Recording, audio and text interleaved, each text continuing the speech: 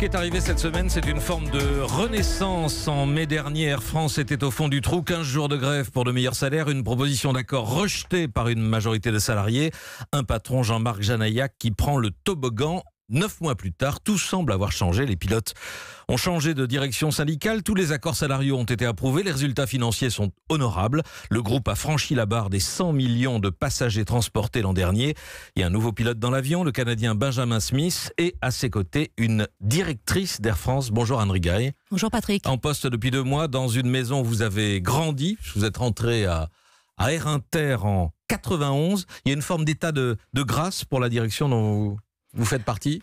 Alors il y a un dialogue qui a totalement changé, puisque il se déroule dans des valeurs de transparence, confidentialité, respect. Et c'est cette confiance qui a permis effectivement de signer un certain nombre d'accords.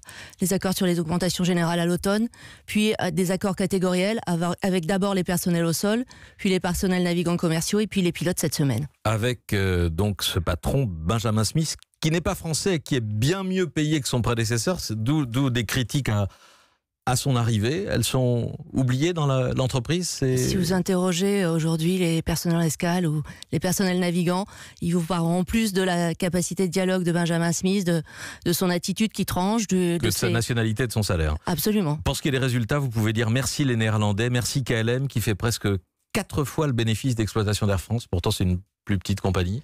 Un peu plus petite, effectivement. Cela s'explique par 3 facteurs. Les grèves qui ont entamé nos résultats de 335 millions d'euros. Le fait que, je dirais, le KLM a entamé des réformes et réussi des réformes de simplification, d'efficacité qu'il nous faut entreprendre chez Air France. Et puis le contexte dans lequel KLM opère.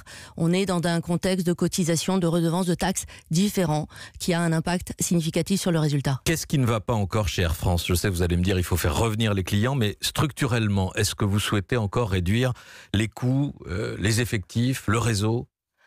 Le réseau, non. La marque Air France est le plus grand réseau international au départ de l'Europe. Donc au contraire, on continue à le faire croître. On va ouvrir Dallas et Quito.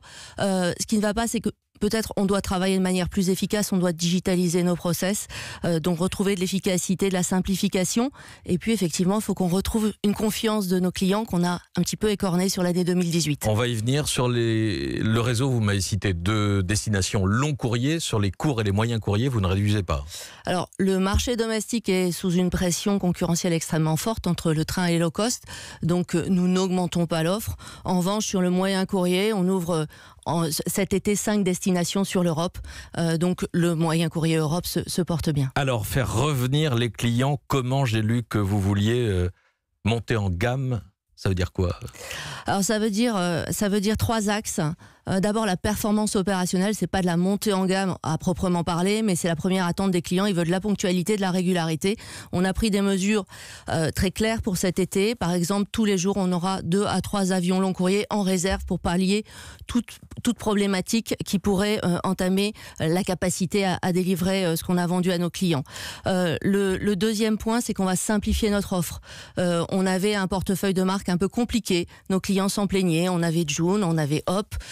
Finalement, la marque sur laquelle nous souhaitons investir, c'est Air France.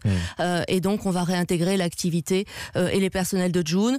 Hop va s'appeler Air France Hop. On va changer la livrée des avions régionaux. Et donc, nos clients, ils ont un repère, c'est Air France. Et puis, on va investir dans nos produits. Investir, alors avec quoi, vous allez refaire des cabines Alors on accélère notre programme de modernisation des cabines. Ça veut dire des vidéos haute définition pour tous nos clients, plus de confort dans toutes les cabines. Et puis pour nos clients business, un attribut qu'ils attendent absolument, c'est le fait de pouvoir dormir dans l'avion avec des sièges complètement plats.